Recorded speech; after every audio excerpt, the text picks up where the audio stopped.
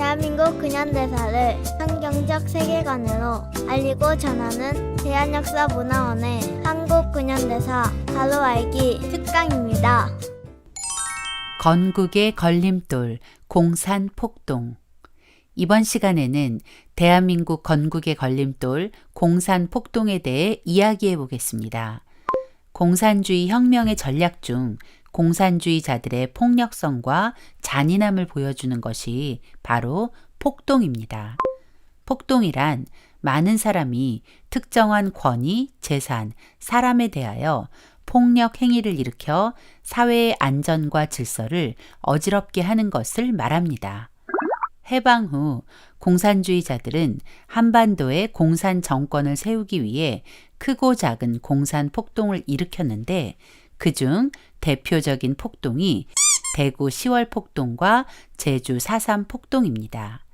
하지만 현재 우리는 이 공산 폭동을 민중항쟁으로 부르고 있습니다. 어쩌다 이런 일이 벌어진 걸까요? 바로 철저한 역사 왜곡의 결과입니다.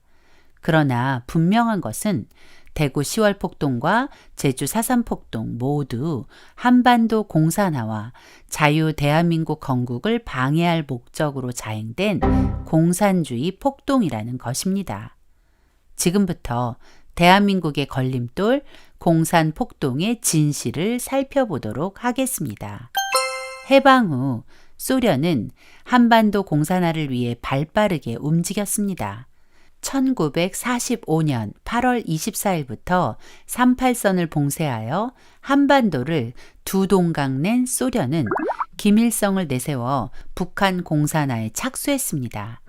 1946년 2월 8일 북조선 임시인민위원회가 조직되면서 사실상 북한은 이미 공산화를 마친 셈이었습니다.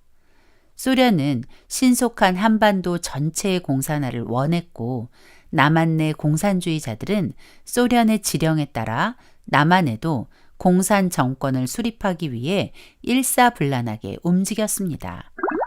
여운형을 중심으로 결성된 건국준비위원회가 공산주의 정부 수립에 시동을 걸었고 박헌영이 서울에 등장하면서 조선공산당을 재건하고 미군 주둔에 앞서 공산 정권으로 임시정부를 승인받으려고 1945년 9월 6일 밤 조선인민공화국을 선포했습니다. 하지만 미군정 사령관 하지 장군은 정부인 것처럼 행세하는 정치단체의 활동은 어떤 경우든지 모두 불법적인 활동으로 취급할 것이다라며 12월 12일 조선인민공화국을 부인하는 성명서를 발표했습니다. 이 일로 조선인민공화국은 사실상 해체되었고 박헌영을 비롯한 공산주의자들이 꿈꾸던 남한 내 공산정권 수립은 물거품이 되었죠. 조선공산당 총비서 박헌영은 미군정의 눈을 피해 남한의 공산정권 수립을 위한 활동 자금 마련이 시급했는데 때마침 그들에게 활동 자금을 마련할 묘책이 생긴 것입니다. 바로 위조 지폐를 찍어내는 것이었습니다. 서울시 중구 소공동에 소재한 근택 빌딩에는 일제시대 총독부에서 조선은행권을 인쇄하던 조폐 공장이 있었습니다. 그곳은 조선공산당 본부와 공산당 기관지인 해방일보의 사무실로 사용했습니다. 조선공산당은 인쇄소의 이름을 조선정판사로 바꿔 해방일보를 인쇄했죠. 당시 인쇄소에는 100원권 지폐를 인쇄하다가 중단한 상태였는데 관리가 허술해서 인쇄공으로 있던 김창선이 인쇄판 일부를 가지고 있다가 공산당의 지령하에 위조 지폐를 만든 것입니다. 그들은 1945년 10월 20일 위조 지폐 발행을 결의하고 1946년 2월까지 총 6차례에 걸쳐 심야와 새벽 시간대를 이용해서 위패 1,200만 원을 인쇄했습니다. 당시 신문기자 월급이 600원이었는데 약 1666년치의 분량의 거액으로 인플레이션을 일으키다니 남한 사회를 혼란에 빠뜨리기에 충분했죠. 이것이 바로 그 유명한 조선 정판사 사건입니다. 1946년 5월 4일과 5일 중부경찰서에서 일당 7명을 체포했고 이들의 자백으로 7일에는 관련자 14명을 체포했습니다. 이 사건을 보도한 신문의 보도 내용을 보면 위조 일당 16명 전부가 공산당원이라고 쓰여 있습니다. 그러나 조선공산당에서는 5월 17일 성명을 발표하고 구속된 사람들은 공산당원이 아니라고 변명했지만 위조 지폐를 만들기 위해 사용했던 도구와 압수된 증거 그리고 범인들의 진술이라는 진실은 숨길 수 없었습니다. 이 일로 미 군정청은 박헌영을 비롯한 조선공산당 주요 간부들에 대한 체포령을 내렸고 공산당 활동에 대한 불법화를 선언하게 되었습니다. 그러나 조선공산당 박헌영은 뻔뻔하게도 미군정에 대항하겠다며 신전술을 발표하여 더욱 급진적인 살상을 서슴지 않는 무력투쟁, 즉 극좌 폭력 투쟁을 선포하며 이렇게 말했습니다. 지금까지 우리가 미군정에 협력하여 왔으며 미군정을 비판함에 있어서는 미군정을 직접 치지 않고 간접적으로 미군정을 비판하였으나 앞으로는 우리가 이런 태도를 버리고 미군정을 노골적으로 치자. 지금부터는 맞고만 있을 것이 아니라 정당 방위의 역공세로 나가자. 테러는 테러로, 피는 피로써 갚자. 정말이지 뻔뻔하기 그지없는 말입니다. 위패 사건으로 합법적인 조치를 받는 것을 마치 억울한 공격이라도 당한 양 피해자 코스프레를 하고 있네요. 조선 공산당의 신전술은 소련 스탈린으로부터 박헌영에게 그리고 그 실행은 전평이 맡았습니다. 그들의 신전술은 크게 파업선동과 테러로 나누어 남한 내의 혼란을 극대화하는 데 주력했습니다. 신전술 선언으로 조선 공산당의 조직력과 투쟁 실력을 구체적으로 보여준 처음 사건은 1946년 9월 총파업 폭동이었고 신전술의 테러 전략의 가장 첫 사건이 대구 10월 폭동입니다.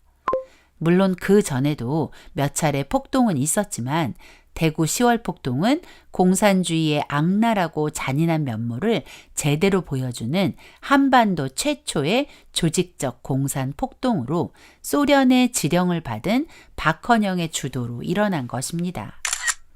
대구 10월 폭동은 공산주의자들의 거짓 선전 선동으로 시작되었습니다. 전평, 경상북도 평의의 위원장 윤장혁은 사람들에게 가짜뉴스를 퍼뜨렸습니다. 대구시청 앞에서 쌀을 배급해준다. 쌀 배급받으러 가자. 라며 사람들을 선동해 부녀자 약 1000여 명이 대구시청으로 몰려갔습니다. 그러나 시청 앞에 모여든 사람들이 듣게 된 소식은 쌀 배급이 취소됐다는 것이었습니다. 그 역시도 윤장혁 일당의 계략이었죠. 해방 후 한반도는 어려움이 많았습니다.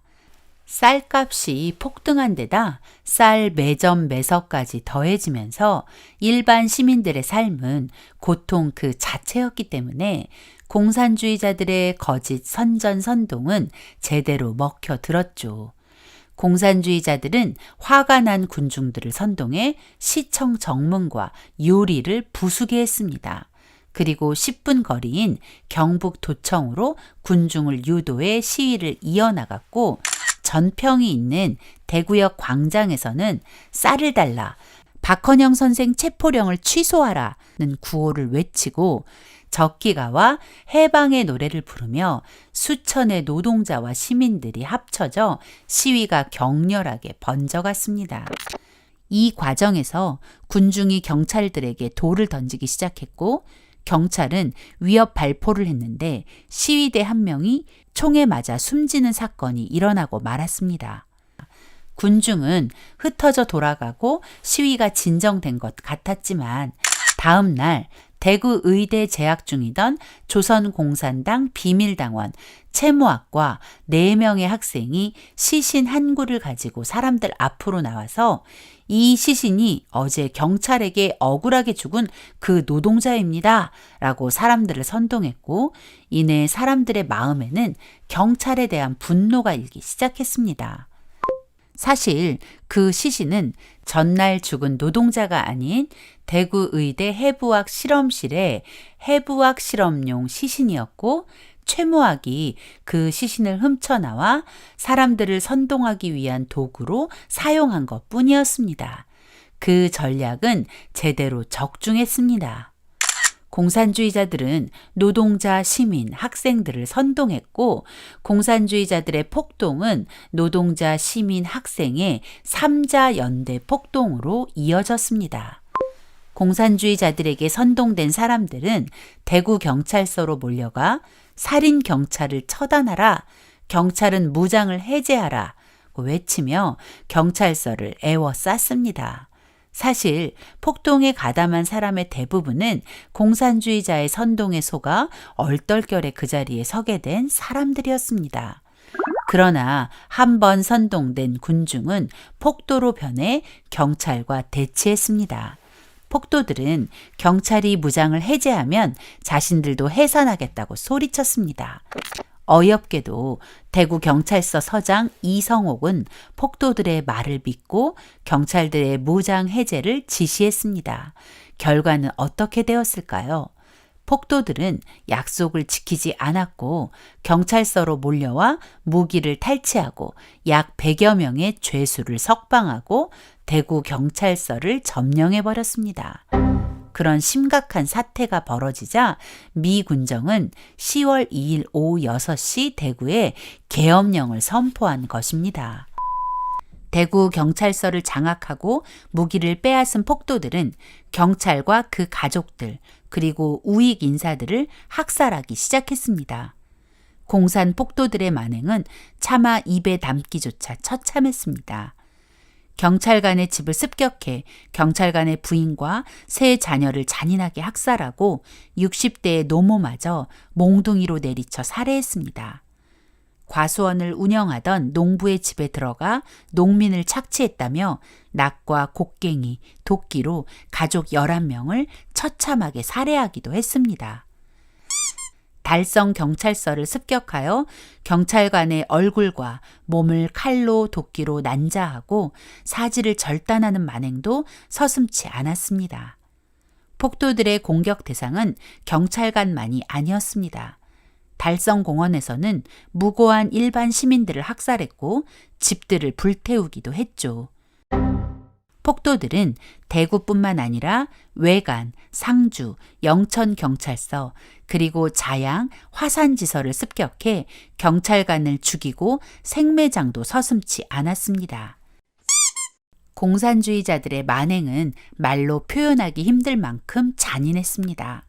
총으로, 죽창으로 사람들을 죽이고 살아있는 사람을 생매장하고 물속에 수장하고 사지를 절단하고 불태워 죽이고 자동차에 산 사람을 매달아 끌고 다니고 나무에 매달아 죽이는 등 온갖 방법을 동원해 사람이라면 도저히 할 수 없는 만행을 저질렀습니다.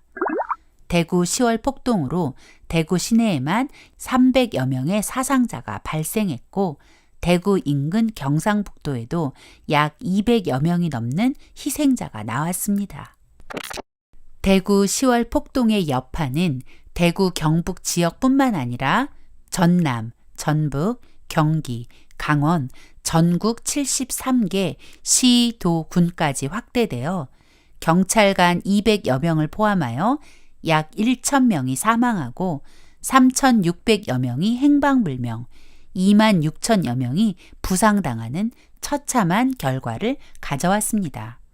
우리가 주목할 것은 누가 이 폭동을 주도했는가입니다. 대구 10월 폭동은 대구 시민의 자발적 행동이 아니었습니다. 누군가의 지령에 의해 대구 지역 공산주의자들이 일사불란하게 움직인 작전이었습니다. 그들의 몸통은 바로 소련의 스탈린입니다. 스탈린은 북한에 파견한 소련 군정 스티코프에게 지령을 내리고 스티코프는 조선공산당 총비서 박헌영에게 그리고 박헌영은 전평에 스탈린의 지령을 전달해 전평이 행동대장이 되어 이 끔찍한 대구 10월 폭동이 일어난 것입니다. 그런데 현재 대한민국은 대구 10월 폭동을 민중항쟁으로 여기고 있습니다. 하지만 여기 대구 10월 폭동이 민중항쟁이 아닌 공산주의 폭동이라는 명백한 증거가 있습니다. 북한에 주둔했던 소련 군정 스티코프의 일기입니다. 소련을 대표하여 북한에 와 있던 스티코프는 매일의 일들을 자세히 기록한 일지를 남겼고 소련이 무너진 후 스티코프의 그 기록이 세상에 공개되었죠. 이 문건을 보면 대구 10월 폭동이 스탈린과 소련 공산당의 지시에 따른 아주 계획적인 공산주의 폭동이었다는 사실을 알게 됩니다. 남조선 파업 투쟁에 대해 다음과 같은 지시를 내리다로 시작하는 1946년 9월 28일의 기록에 의하면 10월 폭동을 일으키기 전 파업을 주도하고 공산 지도자들에 대한 체포령을 철회하도록 요구하라고 합니다. 그 당시 조선 정판사 사건으로 박헌영과 조선 공산당 주요 간부들에 대한 체포령이 내려졌었죠. 그래서 대구 10월 폭동 당시 대구역에 모인 사람들 사이에서 박헌영 선생 체포령을 철회하라는 말이 나오게 된 것입니다. 그리고 남한에서 9월부터 시작된 파업에 관한 보고를 누구에게 하나요? 스탈린입니다. 이런 증거를 보고도 대구 10월 폭동이 민중항쟁이라고 말하는 사람이 있다면 그 사람은 정말 대한민국의 국민이 맞을까요? 대구 10월 폭동은 소수의 공산주의자들이 사람들 속에 숨어들어 거짓 선동으로 일반 시민들과 공권력을 이간질하고 사람들의 분노를 자극해 폭동에 참여하게 만든 공산주의 선전선동 투쟁 전술을 아주 정확히 보여주는 모델입니다. 자, 이제 대구 10월 폭동을 정리해 보겠습니다. 10월 폭동은 대구 시민 스스로 일으킨 항쟁이 아니라 소련의 스탈린으로부터 북한을 거쳐 조선 공산당 그리고 전평에 전달된 지령에 따라 일어난 계획적인 폭동이었고 기획자는 스탈린입니다. 공산주의자들이 시위의 명분으로 사회적인 문제를 이용하는 것처럼 대구 10월 폭동에서는 쌀값 폭등과 쌀 배급 문제를 부풀려 사람들을 분노하게 했습니다. 세월호라는 이슈로 대한민국을 혼란에 빠뜨리고 대통령 탄핵까지 몰고 간 그것과 너무 흡사하다는 생각이 들지 않으십니까? 시위의 명분을 확보한 공산주의자들은 거짓 선전선동으로 공권력과 일반 시민이 반목하게 하고 시위를 확산시켜 공권력의 개입을 유도하여 희생자를 만드는 것이죠. 그래서 공권력에 대한 분노와 갈등을 극대화시키는 것입니다. 그리고는 그 분노를 폭력으로 표출하게 만드는 것입니다. 선동된 사람들은 경찰이 먼저 우리를 공격했잖아. 왜 우리만 참아야 해? 라는 말에 속아 몽둥이와 도끼를 들고 명분도 없는 학살의 도구가 된 것입니다. 시간이 흘러가는 동안 공산주의자들은 아주 은밀하게 그리고 열심히 역사 왜곡에 몰두합니다. 그리고 그 왜곡 작업이 끝나고 나면 이 끔찍한 폭동을 민중항쟁으로 둔갑시켜 그것이 진실인 듯 계승하게 하는 것입니다. 그래서 단언컨대 대구 10월 폭동은 우리나라에서 벌어지는 모든 공산주의 폭동의 원조이자 모델임이 분명합니다. 멀지 않은 과거를 되돌아보면 대한민국의 분열을 조장하고 혼란에 빠뜨린 많은 사건들이 대구 10월 폭동과 너무나 닮아 있다는 것에 소름이 끼칩니다.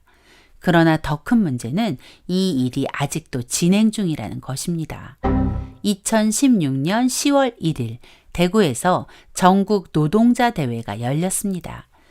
그때 그들이 외쳤던 구호는 9월 총파업, 10월 민중항쟁 70주년 정신 계승이었습니다. 1946년 대구 10월 폭동과 그보다 앞선 9월 총파업의 정신을 자신들이 이어간다는 것이죠. 공산폭동, 대구 10월 폭동의 정신을 계승하겠다는 사람들은 정말 세월호 이슈로 거짓 선전선동을 하고 공권력과 국민을 갈라놓았습니다. 그리고 정권을 바꿔버렸고 5년이라는 시간 동안 대한민국의 정체성을 거의 다 파괴해버렸습니다. 대구 10월 폭동은 자유 대한민국의 건국을 방해한 한반도 최초의 조직적 공산주의 폭동으로 지금까지도 대한민국을 위태롭게 하는 공산주의 폭동의 원조임을 기억해야 합니다.